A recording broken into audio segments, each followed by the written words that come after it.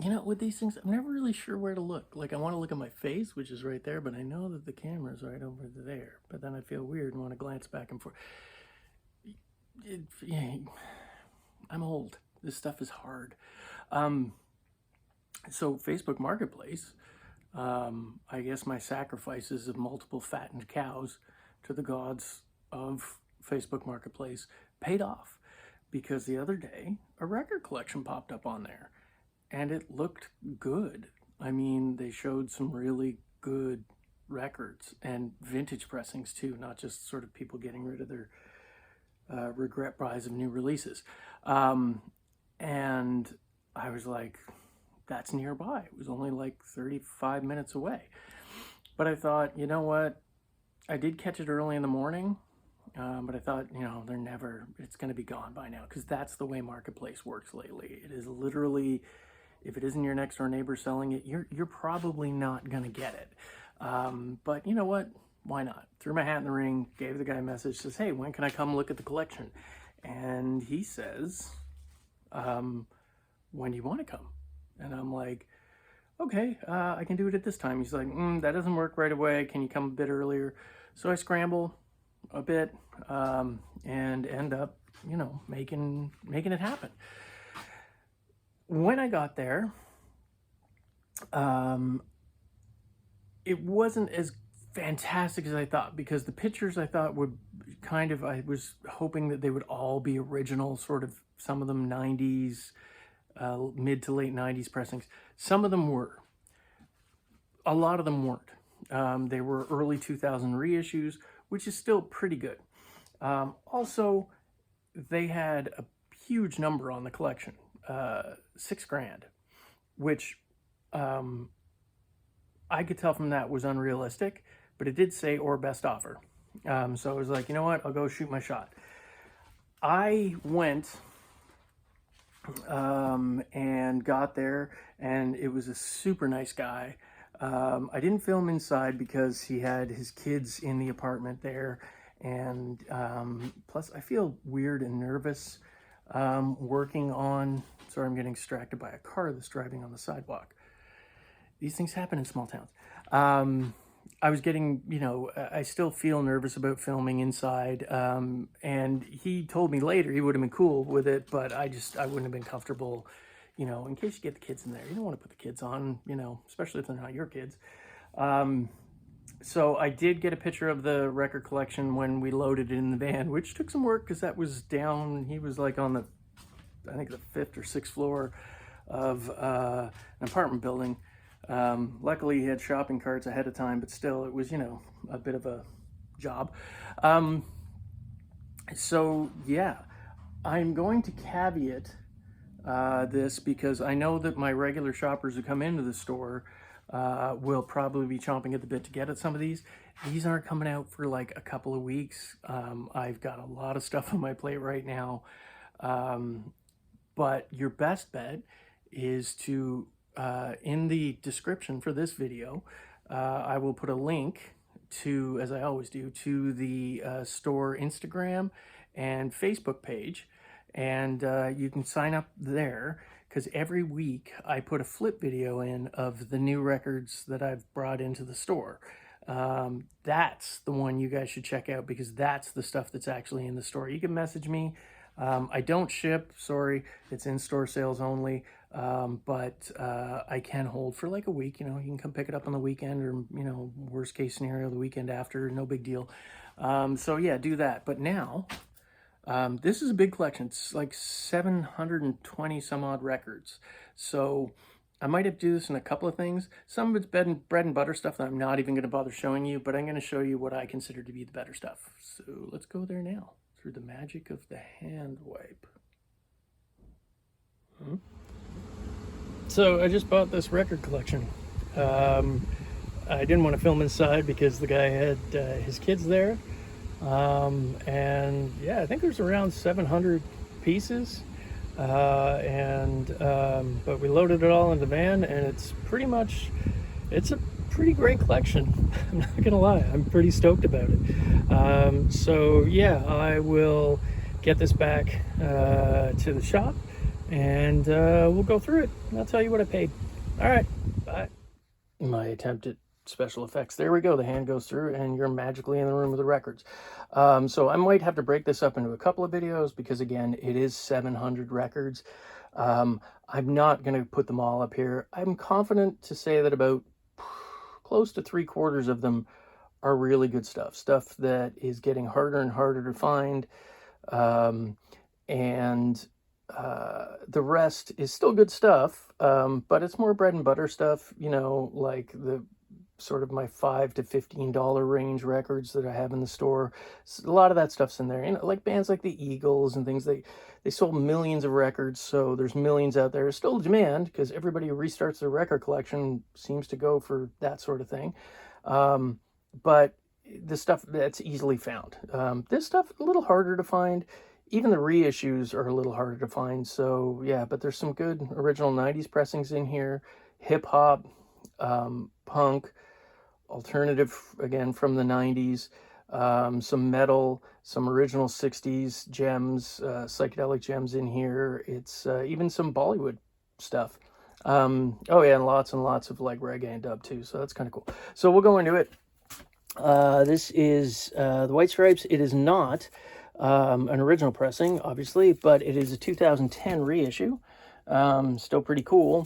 Fun fact, I worked for BMG Music when we signed the White Stripes. I had nothing to do with that, but yeah, I was just low on the totem pole during those years. But still, I got to go to some of the shows for free, which was kind of cool. Pink Floyd, this is a bootleg. Now, there's a bunch of different bootlegs. This is a collection of demos. It is Japanese, strangely enough. But still, pretty cool thing to have. These records are have one or two of them have some condition issues, which is a shame because there's a few bangers that have some bangs on them. But for like all the newer stuff, it looks like it has never been played for the most part. I believe this is another Pink Floyd bootleg.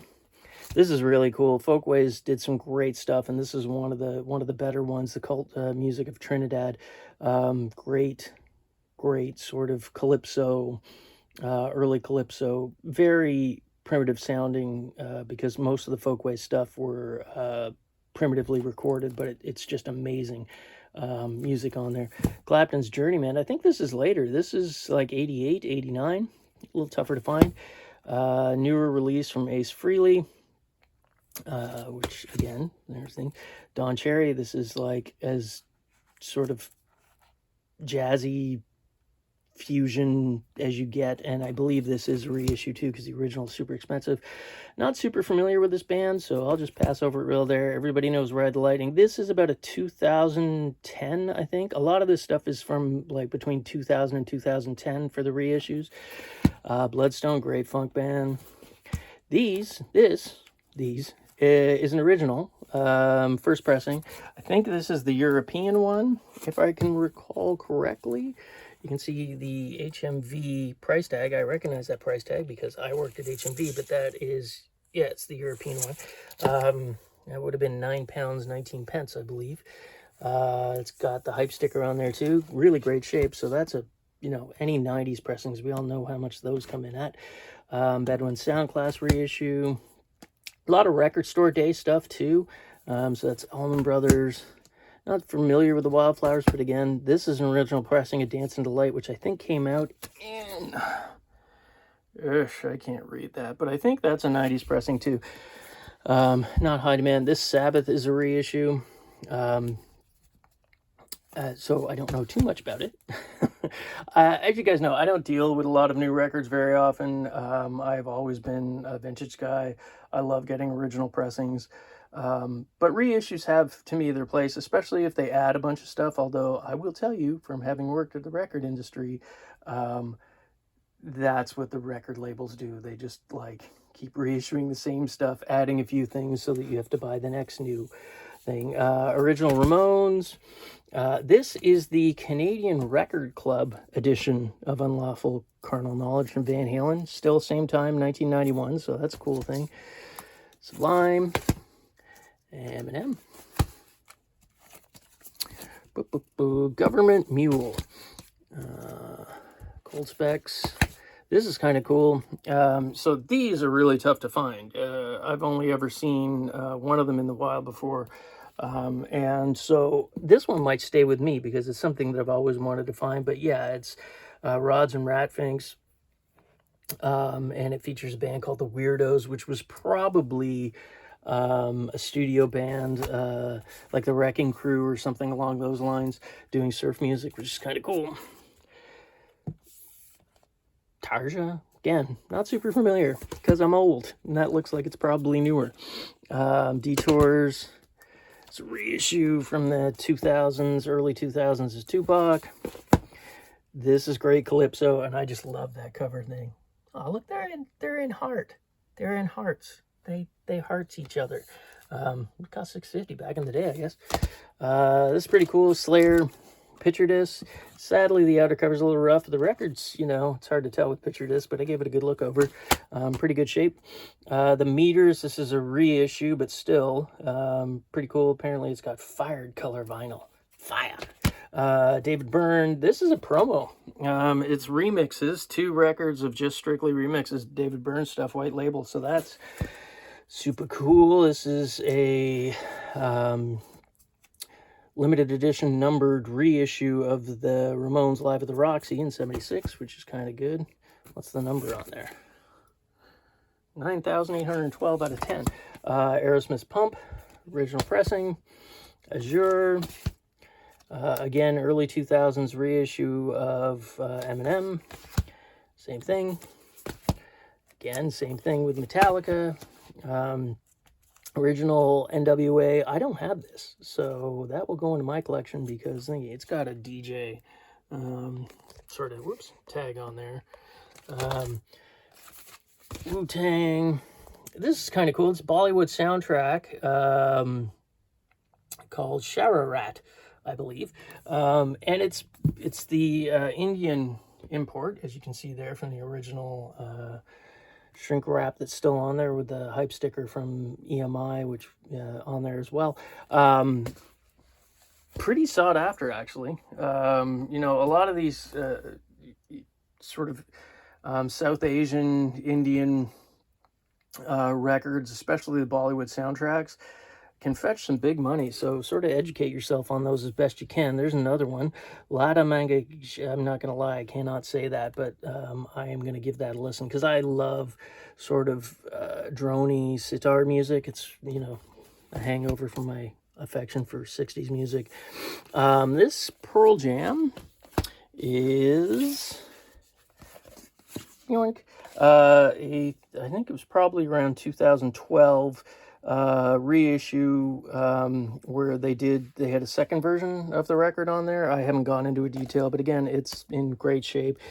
J Dilla, it's a record store day release, comes with the original 7-inch and booklet that came with it as an extra.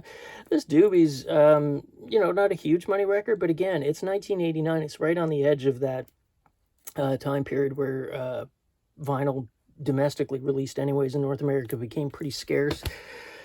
Another sitar record, Bowie record store day release. This is a 3-record set, I believe, version of the first Zeppelin record, reissued in probably 2000, I'm going to say 15 maybe. McCartney. This, I don't know if this is official or a reissue, but it's a 66-67 single for Interstellar Overdrive and Nick's Boogie that were the first studio recordings, it says in there. I'm going to say it might be a official release, but even still. Portuguese pressing of the Ramones' It's Alive. This is definitely a German bootleg of the BBC sessions. And then we have Outkast, Atlians. This is the picture disc reissue on the 20th anniversary of the record. I think it's a double. It's pretty cool. Metallica, Hardwired to Self-Destruct. Legend of Cash on American Records. That's an original. Road to Ruin is a reissue. Sublime. That's a reissue. The Paisleys, which this is one of these ones where it was like there were bootlegs of it out there, but this is the first time it's been put out, as they put it there, legit vinyl re-release. Some 12 inches, a lot of hip-hop 12 inches in here. Dave, oh, I miss David Bowie so much. Yeah, but this is the, as I said, the final studio recordings, single with an etch, Tupac single, Emenem again. Oh, this is pretty cool. It's a reissue, well, yeah, I guess it is. It's from a band called Litter, who were like pretty great garagey psych band. An original copy of H.P. Lovecraft, which will probably stay with me because I've been looking for a while. Same with this one, The Hobbits, Down to Middle Earth, another psychedelic masterpiece. A reissue of the Megadeth, but it is, when is that, 2014 picture disc, and I think it's still sealed. Yeah, I don't think it's ever been opened. And then this is kind of interesting. It's called The Groupies. I haven't listened to it. It's a great cover. But apparently it's like a 60s record where they're talking, doing like interviews and stuff with, you know, groupies. So that'll be interesting to hear what that's all about. And then, well, you know what? I'm just going to pause it for a second. Damn, we're back. Eminem's Encore. This is an original MJ Invincible. First pressing. I think it's the, I can't remember if it's the US or the European. But the interesting thing is it has this little thing on there, which, you know, makes it a promo, but it isn't like a white label promo copy or anything like that. It just says a promo sticker on it. Kendrick Lamar, the Sundowners, another psychedelic band from the 60s. You can just tell by looking at it. I mean, look at that. Yeah, they were into it. Decemberists. This is pretty cool because I love the Dandy Warhols. I've seen them about 4 times now. And I actually saw them when they were touring this record, which was their first. You know, fun fact again, sort of got to meet Zima Cabe. She was working the merch table with her boyfriend at the time. And I was too shy, but I still fanboyed out and I bought a shirt. And the person I was with was like, dude, why don't you just go talk to her? Like, you know, and I'm like, oh, I'm going to make an idiot of myself. And so they grabbed the shirt and went and got a sign for me. And then I did eventually go up and say hi. And it was super nice. She was super nice. Usually people are super nice. They're going to be nice to them. It is a limited numbered reissue on there, which is kind of cool. Limited to 2,000 pressings. I think it might be colored vinyl too, but I haven't really checked it out. Against Me. I've got a bunch of that in the store already. Government Mule. Master of Puppets, but it's, again, that's a reissue. Stalag. Brian Ferry. Oh, that slipped in there. I mean, it's a good record, but it's not anything. I have no idea what this is, but I definitely want to check it out because it looks cool on the cover. Original Ja Rule. Floyd. Go Songs. This was a record store day release. It was basically like the Doors without Jim Morrison. And it is... I think they redid some of the songs with his, as they've got it down there, lyrics by Jim Morrison. So interesting enough. I haven't heard it to hear what it sounds like. Pistols reissue at some point. Government Mule. Judas Priest, Battle Cry. And that's limited. And the thing about this is, I've always wondered this. You know how with like the White Album from the Beatles, that like if you've got really low numbers, it starts fetching ridiculous price. Does that apply to like new stuff? Because this is apparently number 41 of 7,500 pressed. So, or 44, sorry. So that's, you know, pretty early on in the pressing run. I don't know if that makes it more desirable or not. I'm not sure with newest. Newer Dwayne Allman. Original pressing of this classic. If you're into like ska, this is one you should own, the Rocksteady Explosion. Byron Lee and the Dragonaires. It's great. Byron Lee gets often sort of overlooked in the canon of like ska and reggae and dub because, you know, he was a little more, I don't want to use the word commercial, but yeah, commercial. And but the early stuff, oh, it's bedrock. You got to check it out. What do we got here? Oh, look, Fat Joe, original pressing from, I can't remember when that came out, but I think it was like late 90s. Radiohead, this is the TBD records. It is the misprint pressing of In Rainbows.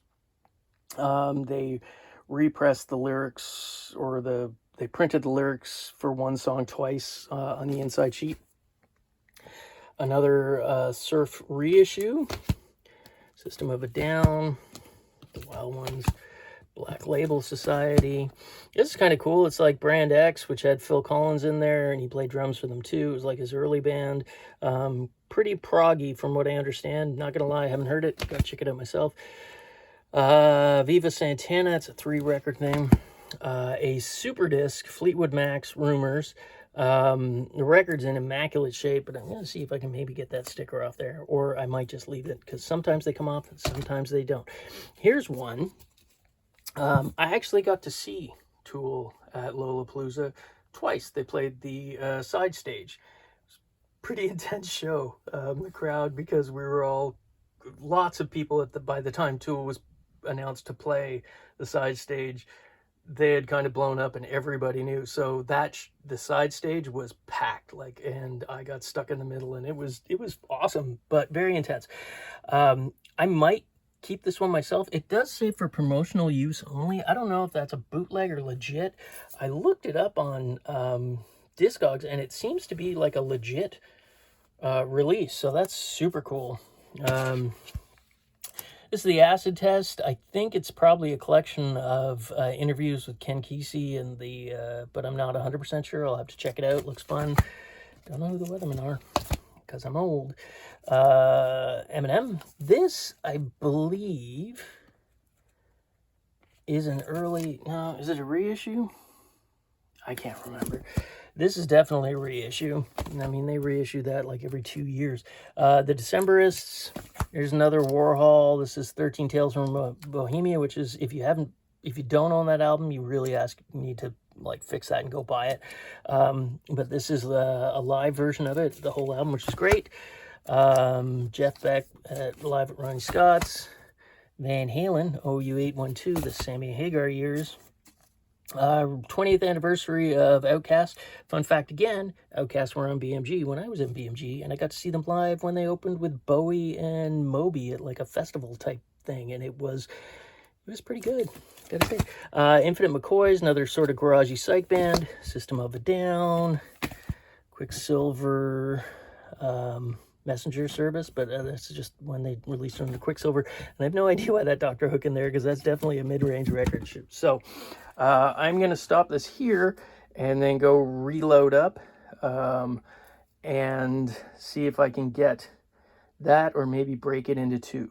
We'll see. Either way, I'll be back in a minute. And we're back. So yeah, and I'm probably out of breath because carrying records, I mean, it is one of the downfalls of records. I love vinyl. I have a decent sized collection, like around 3,000 plus, but you dread the day you have to move them, always. I mean, yeah, so just even doing this. Plus, I'm old. So anyways, as you can see, sitting here is one of the greatest Psych masterpieces ever made, Forever Changes by Love. This is an American stereo pressing.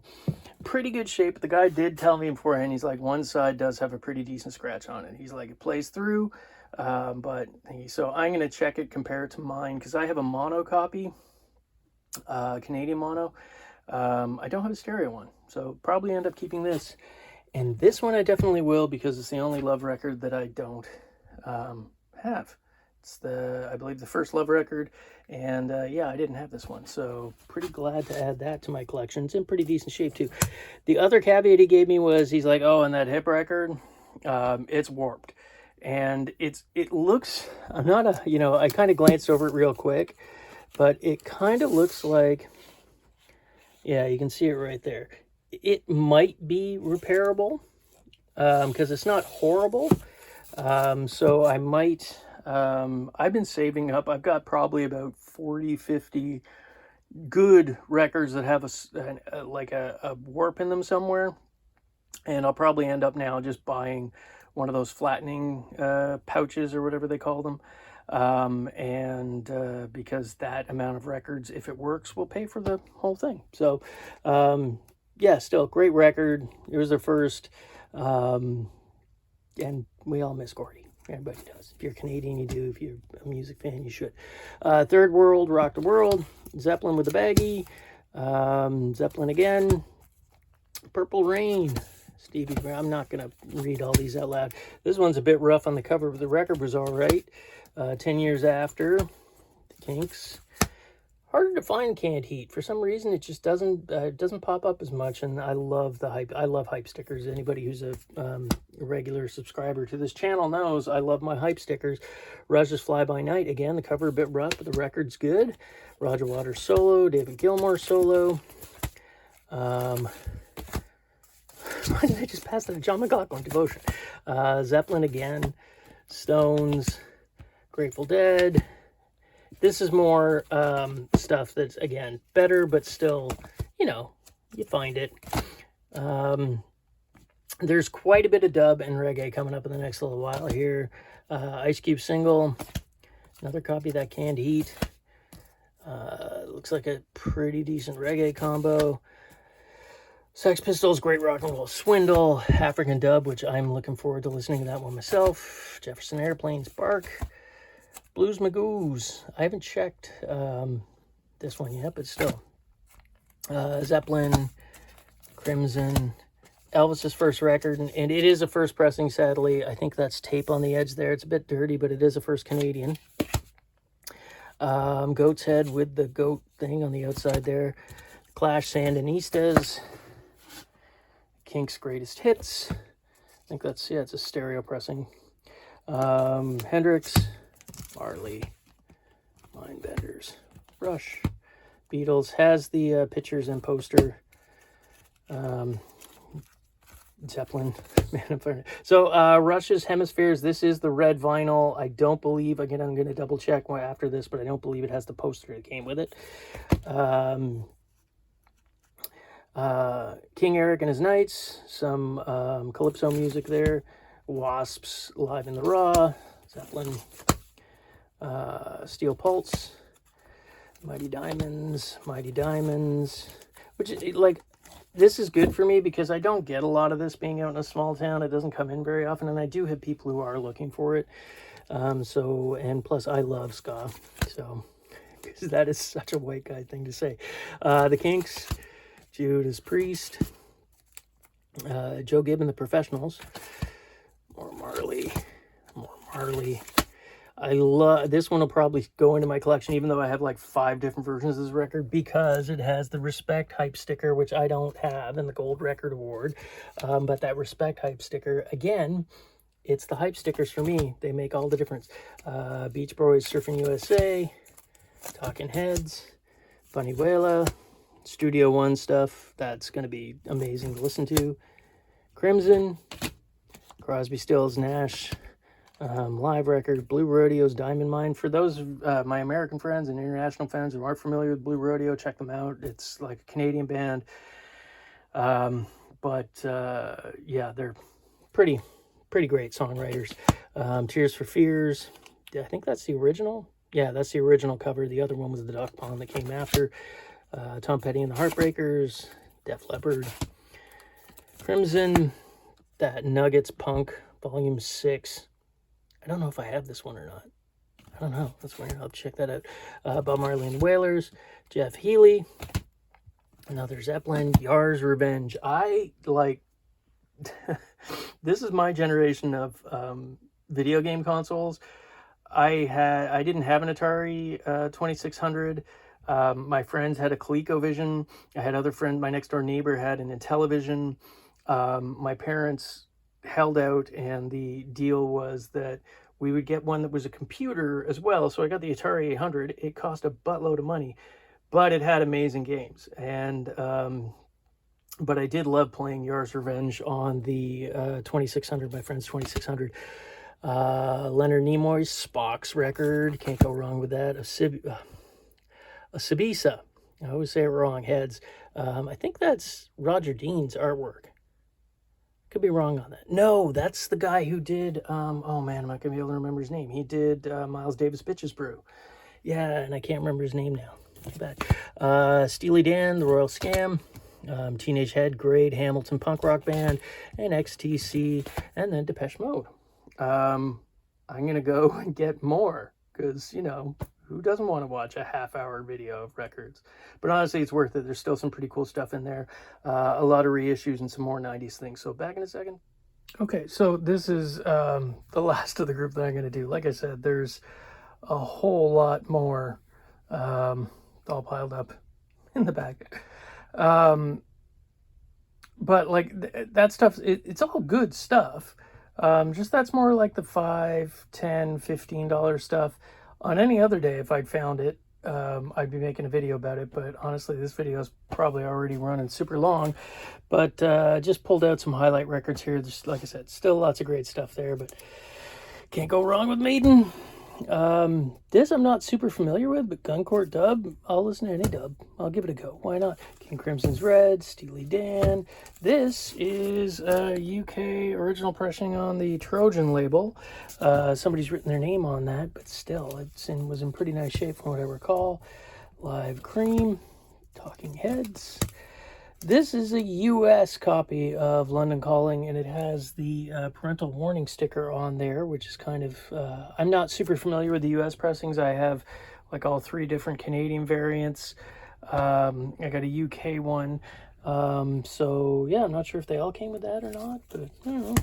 Disraeli Gears, Exile, Mahogany Rush, Nick Mason, ex-Pink Floyd, Stones, Dylan, Rush, Floyd, the Electric Flag, kind of psyche band, psychedelic band, more Steely Dan, Marley, more Canned Heat, Beach Boys has the photos in there, another Beach Boys Summer Days, Reggae Great Sly and Robbie, kind of Kinks, that's a Marble Arch pressing. Bob Marley and the Wailers. This is kind of cool. The guy said he couldn't guarantee if it was because he bought it with a collection of other stuff, but I've been looking at it. Pretty sure it's legit. Can't see why somebody would fake a whole bunch of foreigner signatures. It's a UK mono. Fleetwood Mac. Perth County Conspiracy. XTC. More Rush. Alice Cooper. AC/DC, more Kinks, Tears for Fears, Bowie. It's a German Rolling Stones Greatest Hits pressing from the 60s. I actually already have one of those. Bowie, Beggars, Marley, Reggae Greats, Toots and the Maytals. Yes, they are Reggae Greats. Live Kinks, more Cream, the Lemon Pipers, Beatles, Roger Waters, more Clash, another Nuggets Punk, that's volume 2. Actually, this one's really great if I recall, because I do have this, but I've got almost everything that's on here. I don't have that Delvets or the Vagrants, but obviously I got the Love, the Shadows of the Night, Seeds, I love the Seeds, Music Machine, I've got that, Chocolate Watch Band, I've got that, Standells, yeah, oh, I got the Leaves too. I don't have an original Sonics, which is something that I'm always on the lookout for, but I'm not holding my breath for at this point. It's kind of like I probably will never get an original pressing of the 13th Floor Elevators. I can live with that. Bowie Space Odyssey, Priest, Lita Ford, Tangerine Dream, Pill, Tosh, Marley, Freely, Jethro Tull. This is like, yeah, it's a 1989 record. Kind of tougher to find because it's right on that edge when they started winding down vinyl domestically in the United States and Canada. Such a good Kinks Kingdom crew, girls. This is a French, and when I say that I mean the France, Yardbirds record. Somebody's written on it, but it's still pretty cool. Lord Kitchener, Calypso, Rush, Earth Opera, Heap, Talking Heads, Triumph. This is kind of cool. It's that sort of metal-looking silver disc version. Van Halen's 84, Dave Davies, Pile Driver, Hogan, and Bob Marley's interview disc. Like I said, there is tons more, but I'm actually getting tired and kind of want to wrap this up. So yeah, it was one of those collections you always hope to grab. and I was due. I hadn't had, like, you know, it's been like probably a good year since I got a, you know, a collection with 90s stuff in it anyways. And there's lots of good psych in here, some reggae, dub, metal, all kinds of stuff. And I got to meet a pretty cool guy too, which is kind of nice. That's the one thing about this that a lot of people don't talk to. Sometimes, you know, you go to estates and it's usually, at least for the stuff that I deal in, kind of a bit sad because it's elderly people who've, you know, passed away or their family is dealing with, you know, hoarding situations and stuff like this. But this was nice. It was just a dude in his apartment with his wife and his kids, and they kindly let me in and let me go through the records. Now, he did say he kept about 100 records himself for his own that he just couldn't bring himself to get rid of.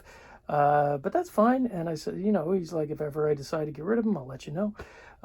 Wish I could have seen them though. That would have been cool. But anyways, oh, and he was really nice. He gave me a King Gizzard and a Lizard Wizard LP, a couple of them actually, because we were talking. You know, we had similar music tastes.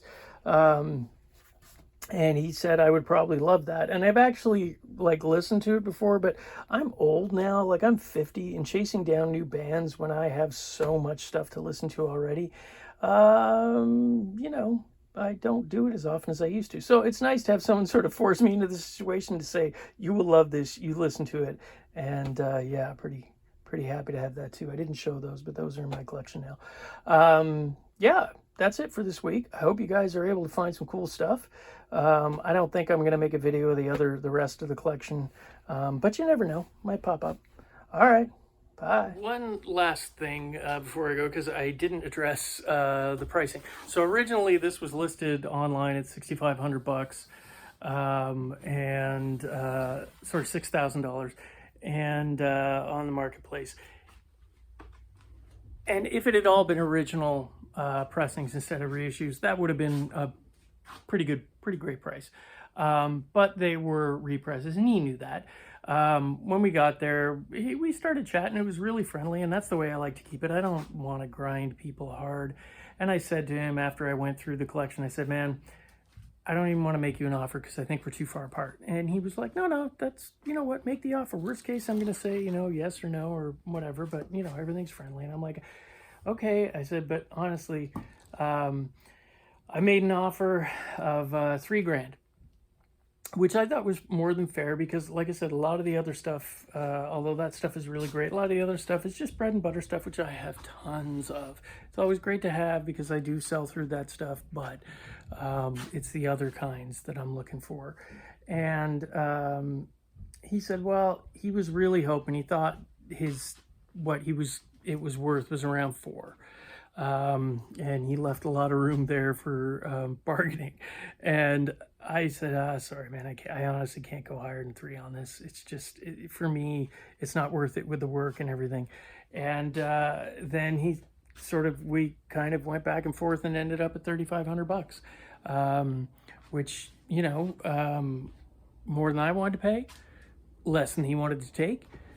I think that's the way these deals work. It's called compromise. I know it's not something that people really talk about anymore, but compromise gets you there at the end of the day.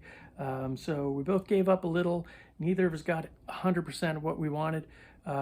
He got some money to go to a festival that he was planning on going to with his wife. I think it was Fish. I think he wanted to go see Fish, which, you know, cool. Yeah, so that's the pricing thing addressed. That's how we came to the whole deal. So before you start sending me messages about how much, how did you get from 6,000 to, so there you go. Now you know. And knowing is, I don't know. I'm just babbling. All right, bye.